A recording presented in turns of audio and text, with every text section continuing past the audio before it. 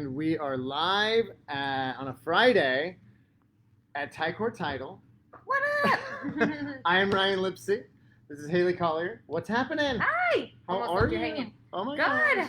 Happy Friday. It's already into November, which is crazy. I can't believe it.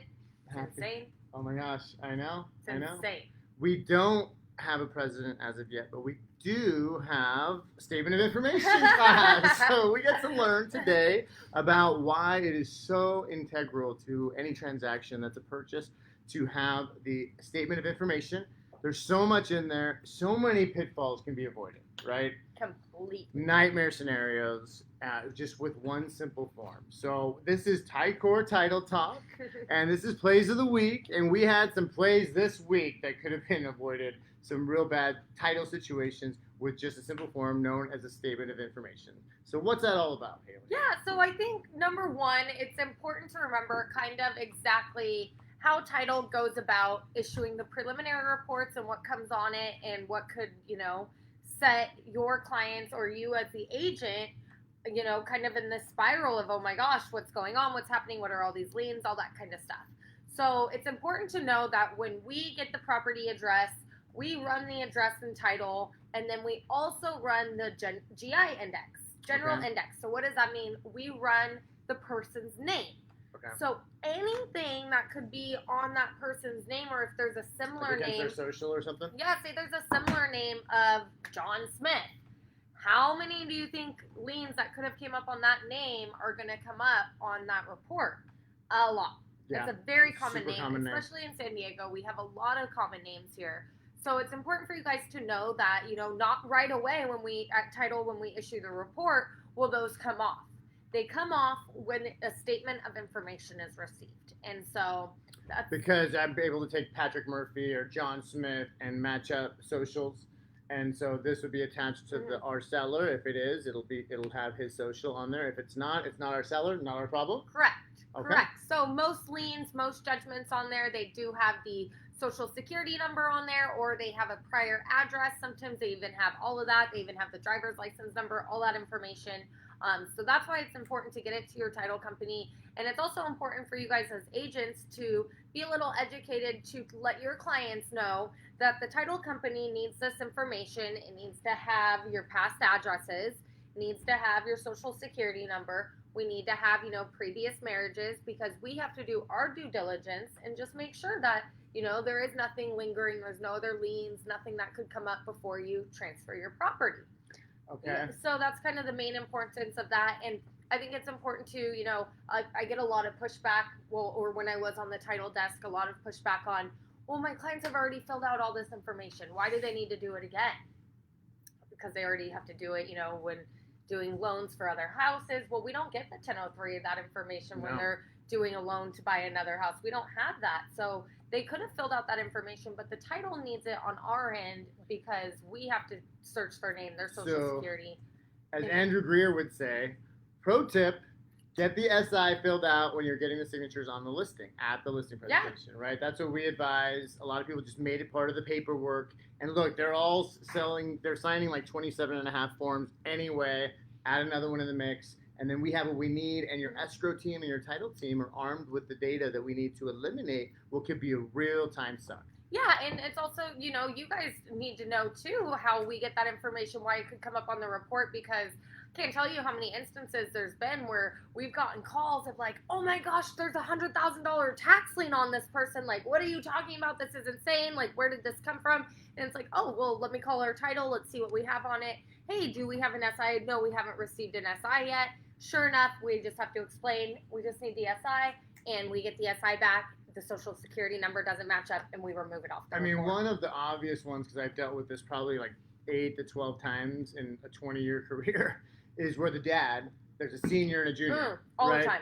So you have Fernando Sevilla, senior, Yeah. and then junior, and then you have the conversation, inevitably with the son. It's like, hey, I've been through this when I got a credit card, when I got a car, when we bought the condo, now when we're buying a move-up house. What do we do? And so, easy fix. We just get that social security between father and son, and eliminate what the sins of the father, in this case, literal sins of the father, and take them off title, and we can proceed. So what are some of the things that we can avoid or expect to avoid, like familial type, similar name type liens? But what else with the previous addresses and the social and everything? What does that give us? What is that? Child support liens, that's a big one. Child support liens don't go away. Those do come up under the person's name. So as soon as we run that general index, we do see that there would be a child support lien. Not necessarily, that's not always on the property. So if you get a profile, or if you ask us like, hey, can you run this property, see what liens are on the property, that sometimes may not come up because it's attached to the person's name. So we wouldn't have access to that until we ran the full general index through actually ordering the preliminary report. And some stuff attaches to the social and not the APN, and then it goes into escrow, and magically, like state tax liens or IRS liens show up on the APN, and they're like, where did this come from on the prelim? Because they're lying dormant and on the social following the individual, and then when that social attaches to a transaction on APN somehow, they come up on the prelim. It's crazy. It's just, moral of the story, I would say, is just pay your taxes, pay your liens, pay your judgments, pay your credit cards, pay any auto services, really pay anybody who could put a lien on your name, because chances are at some point you are going to have to deal with that. It doesn't go away, especially the IRS. That's the acronym you don't mess with. So, look, we're here on a Friday. This is our training slot, and we just like to impart knowledge on things from our experience. But, an ounce of prevention is worth a pound of cure. We said at least a couple times here recent. And this is a preventative measure you can take that is not cumbersome. It's something you can mix into the packet when you take the listing already. It's something that can be mailed, right? Pretty simple to fill out. Also, too, it's a peace of mind for you guys as agents and for your clients, because now you do know if something does come up on the report and you may not have looked at it before your client saw it, and they were like, call you and they're like, Ryan, what are all these tax liens on this? What is this? This isn't me. How did this come up? And you're like, oh my, and then you internally have a little freak out because you may not have known. So then it's like, well, let me call my title people, and then you are upset with me because it comes up on title, but it's like, how could you let this happen, how did this come up? And it's like, oh, well, we just need to get the SI. Let's just get the SI. We can clear it. So you guys can totally give your clients a peace of mind by just knowing, like, oh, we just need to get the SI. We can take a look at it. Let me have my title company. And when they say, what a pain in the ass this is. I don't want to fill out another Social Security, another form. We get it. Listen, we get it.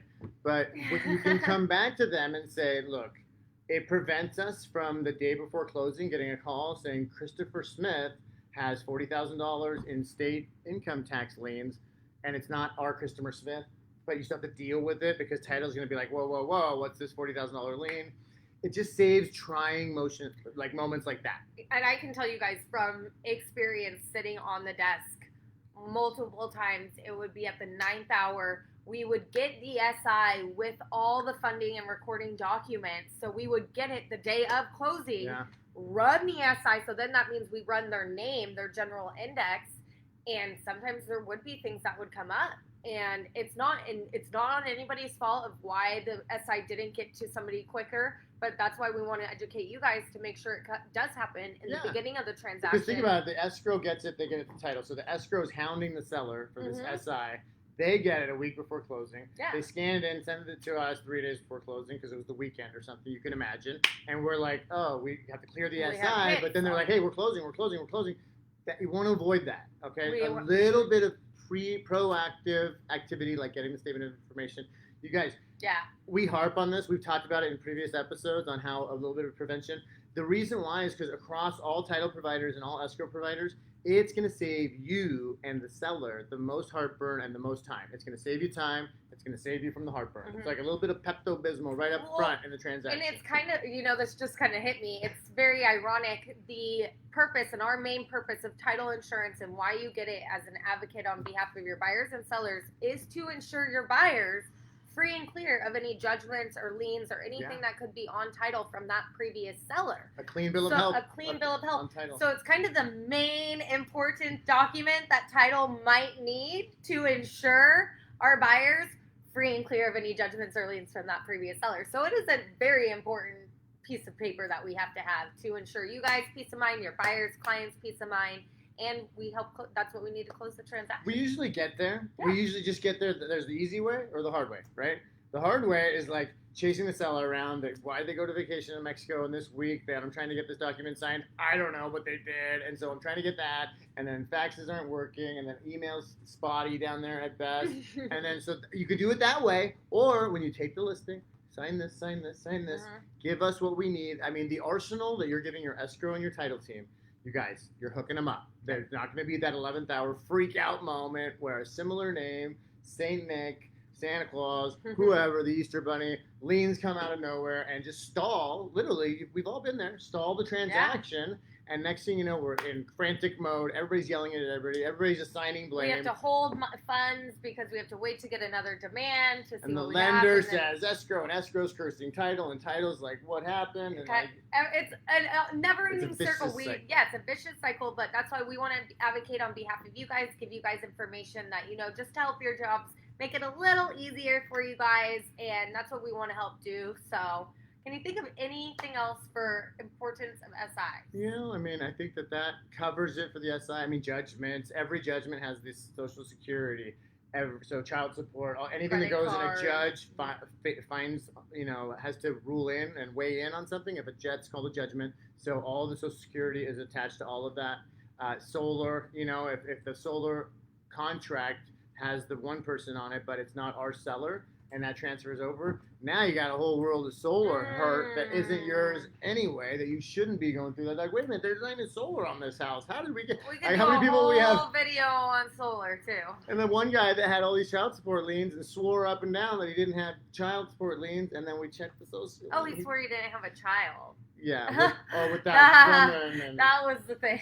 Yeah, and then the new wife, and that's a different webisode. We'll that's meant for the title reality show. That's like the Maury Povich title moment. You are the father. It says right here, Social Security. Interesting how that works. Well, yeah, so that's why we need a statement of information. Little tiny bit of work can save a whole lot of heartburn and a lot of overactivity. Exactly, and a lot of saving, just a lot of headache and time and going back and forth. So definitely get that taken care of. And if you guys, we have blank ones too. Let us know. We'll send you a PDF. I've got a whole pad of them too. Well, yeah. So we'll send you guys that. Escrow officers out there, if you need them, we can send them.